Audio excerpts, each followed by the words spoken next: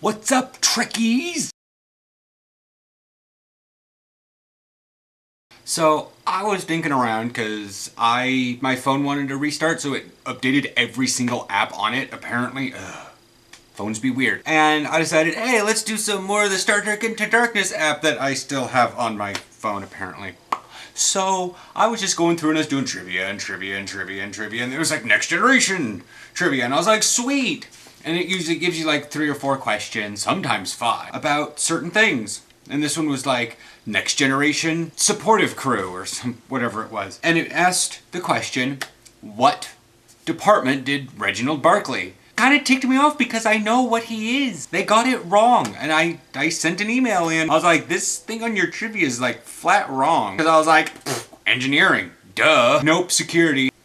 What? We're gonna talk about Barclay. Barclay started out on the Enterprise D. The thing is, he's a skilled systems diagnostic engineer. Systems diagnostic engineer. In Star Trek Online, it's really hard because there's two duty officers, which are basically anything that's not someone that sits on the bridge, i.e. your bridge officer. Like every other bit of your crew is a duty officer. And there's system engineers and there's diagnostic technician, diagnostic engineer. They're both a part of engineering, but it's just sort of like, what is Barclay in that case? I believe he would be considered systems engineer, as most of the duty officer missions that I would see Barclay would be skilled at require systems engineer. He came aboard the Enterprise back in Hollow Pursuits, the episode name. He transferred, he was lieutenant junior grade, which is basically that slight step down from lieutenant. Romulans call it a sub-lieutenant. And there was the whole joke about Lieutenant Broccoli. Then Data made a joke about it right in Barclay's presence because that's just what Data does. But the Zhukov, the ship that Barclay was on before, the captain spoke very highly of. And he gets on the Enterprise and he's just like, kabong, kabong. He's bumbling around, he's late, brains wandering, you know, and then he gets zapped in the head and he gets like super smart and he gets in the holodeck, takes control of the ship, and it's sort of like his one true moment that he's like shining, and then he goes back to being the scared little boy that has no friends, yada yada. He was almost like the adult antithesis of Wesley. If that makes any sense. He accidentally woke up Moriarty. Like he had kind of this weird sort of recurring role in Next Generation, and he had a very specific character. There's probably people in the autistic community that either identify with Data, Wesley, or Barclay. Usually the social anxiety, heavy social anxiety identify with Barclay because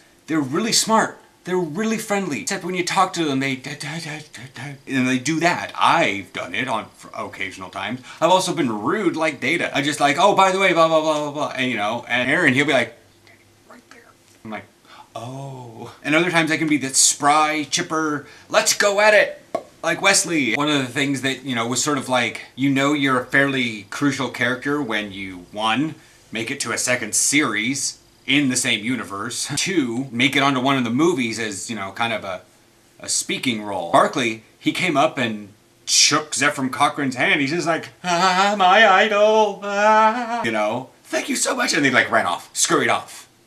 Scurried, like. He said he was in first contact. But by the time Insurrection came down, he was, it says here, sometime prior to 2371, Barclay transferred to Jupiter Station and worked as part of the original Hollow engineering team in Dr. Louis Zimmerman's holographic laboratory, which we see that all in Voyager. And in the very last bit of Voyager, you start seeing more of Barclay whenever they talk about, like, the Midas array, all that jazz. Yeah, 2374, Barclay moved into an apartment in San Francisco. 2370, you know, because he'd already gone back in time. He's just like, I can't do the spaceship thing anymore. He started work on the Pathfinder project, Communications Research Center, endeavoring to return the starship Voyager from the Alpha Quadrant from the distant Delta Quadrant. Watch Voyager. But he got back into his hollow addiction.